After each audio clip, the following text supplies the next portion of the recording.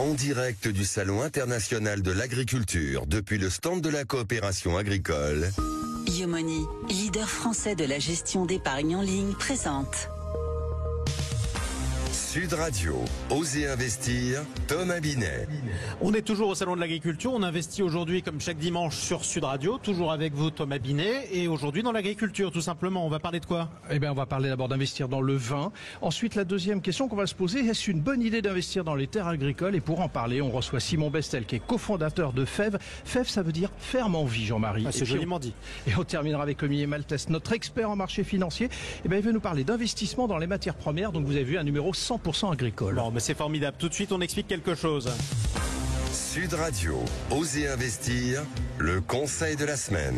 On en parle avec modération, mais malgré tout délectation. Investissement viticole, c'est ce que vous abordez ce matin, Thomas. Investir dans un vignoble, d'abord, est-ce que tout le monde peut se le permettre? Non, pas vraiment, parce que acheter dans un domaine viticole demande des moyens considérables. Il faut compter environ 2 millions d'euros pour 15 hectares. Mais heureusement, il existe une alternative plus accessible. Ça s'appelle les groupements fonciers viticoles. Ils permettent d'acheter des parts de vignobles pour quelques milliers d'euros et de percevoir des revenus sous forme de loyer ou même en bouteille de vin. Ah oui, c'est pas mal, pourquoi pas. Alors, quels sont les risques de ces investissements? Il y a toujours un risque sur l'investissement. Toujours, il faut faire toujours attention là où on met son argent. Le principal risque, dans l'occurrence, est climatique. La météo impacte directement les récoltes et donc la rentabilité. De plus, il s'agit d'un placement à long terme avec une faible liquidité. Revendre ses parts peut prendre des années. C'est un investissement envisagé sur 20 ou 30 ans, il faut le savoir. Exactement. Et côté fiscalité, on a des avantages ou pas? Oui, les revenus des groupements fonciers viticoles bénéficient d'abattements fiscaux et surtout, les parts sont exonérées d'impôts sur la fortune immobilière jusqu'à 75%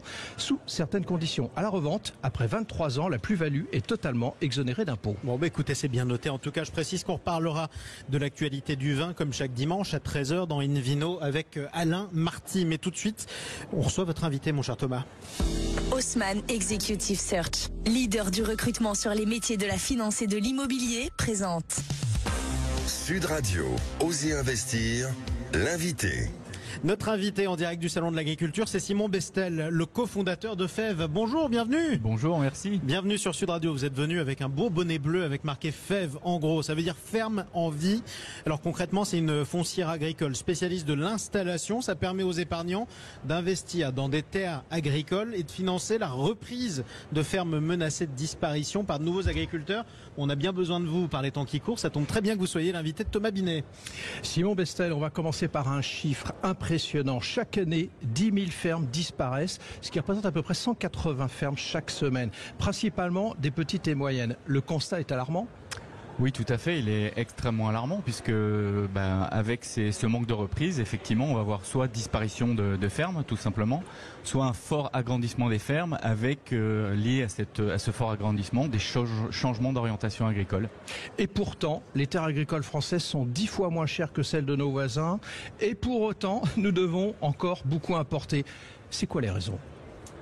Les raisons, je dirais, une des raisons principales, alors de fait que les terres soient peu chères en France, c'est lié à une forte régulation en France, qui est plutôt positive puisqu'elle facilite un peu l'installation.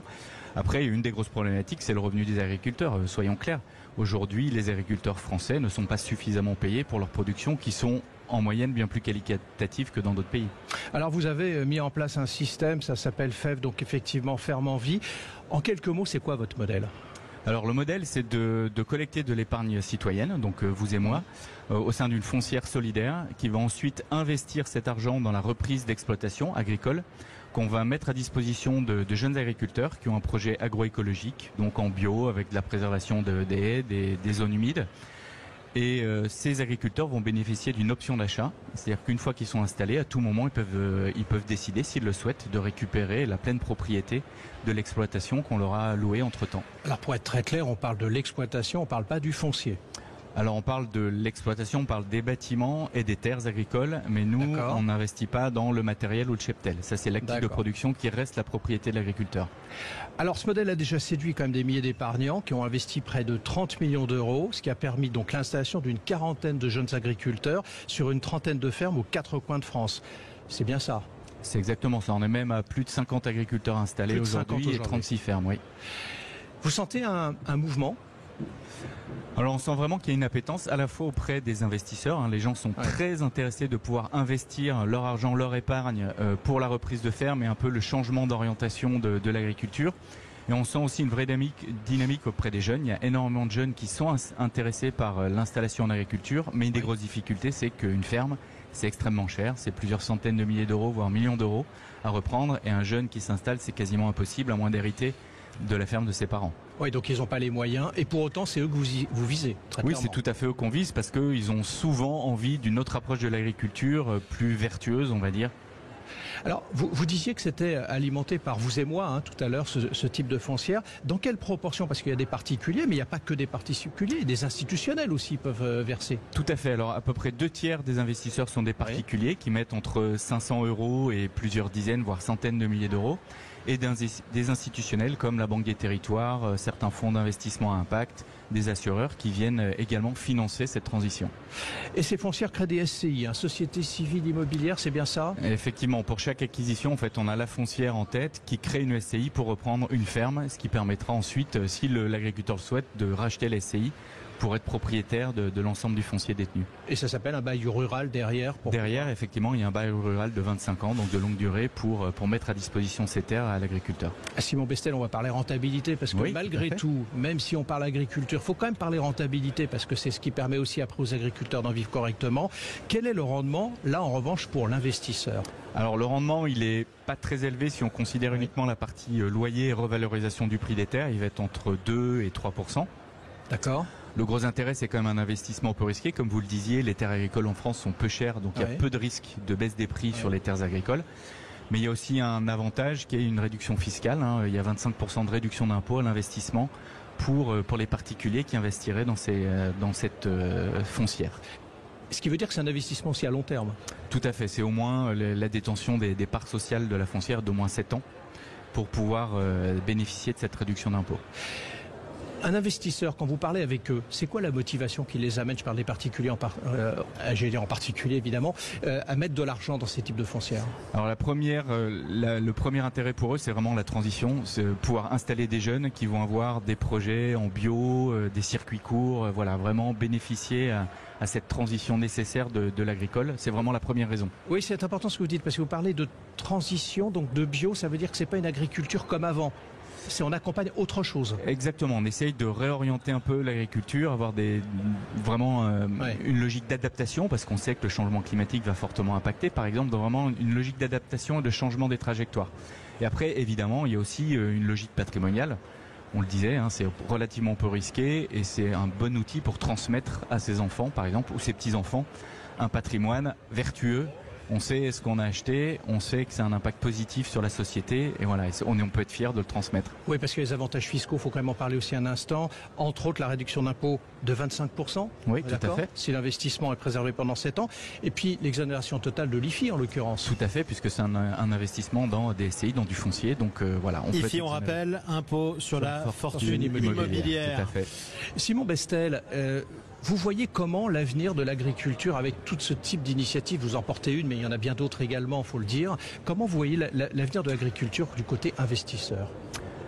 Je pense qu'il y aura de plus en plus d'outils aujourd'hui pour que justement des investisseurs puissent participer au soutien de l'agriculture. Et je pense que c'est nécessaire. L'agriculture demande de forts moyens d'investissement. C'est comme une industrie relativement lourde en fait. Et je pense donc que c'est plutôt positif si ça se fait dans de bonnes conditions. Mais en tout cas, on ne résoudra pas les problématiques de l'agriculture s'il n'y a que cette partie investisseur. Il faut aussi qu'on réfléchisse fortement à la rémunération de l'agriculteur. C'est pas tout d'être soutenu, mais il faut aussi pouvoir vivre convenablement de son activité. Une note d'enthousiasme d'ailleurs sur laquelle on peut être. Si vous aviez un message d'enthousiasme ou d'optimisme à transmettre à tous ceux qui sont venus au salon de l'agriculture, ce serait lequel? Je pense qu'on a quand même la chance en France d'avoir une agriculture qui a une très bonne image. Localement mais aussi à l'international. C'est pas une surprise si le luxe français est très reconnu, mais je pense aussi que l'agriculture française est très reconnue pour la qualité de ses produits, exactement. Et du coup, ça c'est une vraie force de l'agriculture française sur laquelle il faut miser. Est-ce que vous avez le sentiment, vous parliez de revenus, on le disait tout à l'heure dans le premier rendez-vous dans Oser Entreprendre, 22 000 euros en revenu moyen pour un agriculteur, sachant qu'il n'y a qu'un tiers qui vient des revenus agricoles.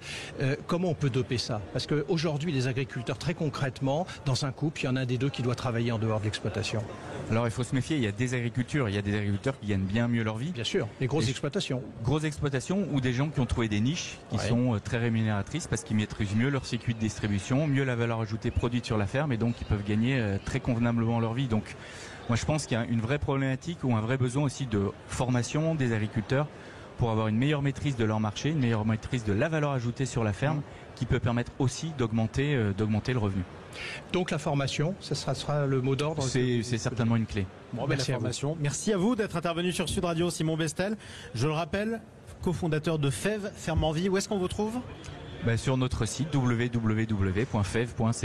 fev.co, c'est facile à trouver, comme ça on se renseigne, on regarde ce qu'on peut faire et puis il faut toujours poser des questions. De toute façon, tiens, on continue à expliquer quelque chose. Sud Radio, Osez investir. Le coin de l'expert. Ouais, un expert agricole aujourd'hui, du coup, si j'ai bien compris, c'est Olivier Malteste qu'on a l'habitude de retrouver sur Sud Radio, expert en marché financier. Il enseigne à Paris-Dauphine, c'est une université. Vous enseignez la finance. Alors vous allez avec Olivier, mon cher Thomas, Salon de l'agriculture oblige, nous parler d'un thème en lien avec les matières premières. Oui, Jean-Marie, on va s'intéresser aujourd'hui aux investissements dans les matières premières agricoles. Alors Olivier, justement, en quoi ça consiste? Eh bien Thomas, il existe un marché de produits dérivés dont les sous-jacents vendent des matières premières comme les maïs, le café, le soja et même les carcasses de porc.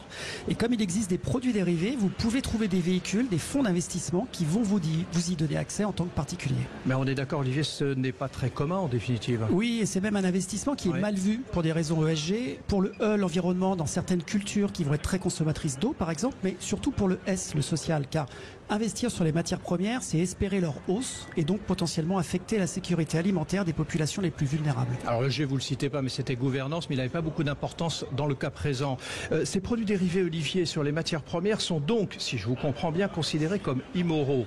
C'est bien ça? C'est ça, mais c'est pas pour ça qu'ils sont vraiment inutiles, car si on pose des questions, et ça pose des questions et pas que éthiques, d'ailleurs pour celui qui les achète, ils vont être utiles pour celui qui les vend. En effet, ce dernier gagnera de l'argent si la valeur des matières premières agricoles baisse, et c'est donc un moyen pour les agriculteurs de se protéger contre une baisse des cours. Vous disiez Olivier que cela ne pose pas que des questions éthiques. Quel est l'autre sujet avec les matières premières agricoles? Ça pose une vraie question de rationnel d'investissement pour les investisseurs comme moi. Ce sont des marchés qui ne montrent pas de tendance structurelle à la hausse. Et en fait, investir dans les matières premières agricoles, c'est penser que leurs prix vont monter, car on n'arrivera pas à en produire suffisamment pour répondre à la demande et que l'on n'arrivera pas à innover pour produire plus et moins cher. Et c'est en quelque sorte parier contre l'intelligence humaine. Et ben, voyez, Jean-Marie, c'est peut-être pour ça que certains produits ne sont pas plus développés. Voilà. Oui, effectivement, merci, ça peut arriver. Merci Olivier Malteste. Bon, malgré tout, l'expert en finance que vous êtes, il n'y a pas de raison de désespérer de l'agriculture française. Ah non, toujours garder l'espoir. Toujours garder l'espoir, toujours garder la pêche, toujours garder le sourire. Merci à tous. Tiens, tout de suite, on va retrouver un autre invité dans un instant sur Sud Radio, juste après ceci, puisque mon cher Thomas Binet, on va parler avec un vigneron. Vous parliez de vin, ça tombe très bien. On va en parler dans un instant sur Sud Radio. Merci à tous d'être passés dans Oser investir. À bientôt. Et à bientôt à vous, Thomas Binet. On se retrouve dimanche prochain, toujours à 9h30. Bon salon à vous aussi. Bon esprit d'entreprise. On vous retrouvera pour Oser entreprendre dimanche prochain à 9h30. Sud Radio, Osez investir, Thomas Binet. Avec Yomoni, leader français de la gestion d'épargne en ligne. Sud Radio. Sud Radio. Parlons vrai. Parlons vrai. Sud Radio. Parlons vrai. En direct du Salon international de l'agriculture depuis le stand de la coopération agricole.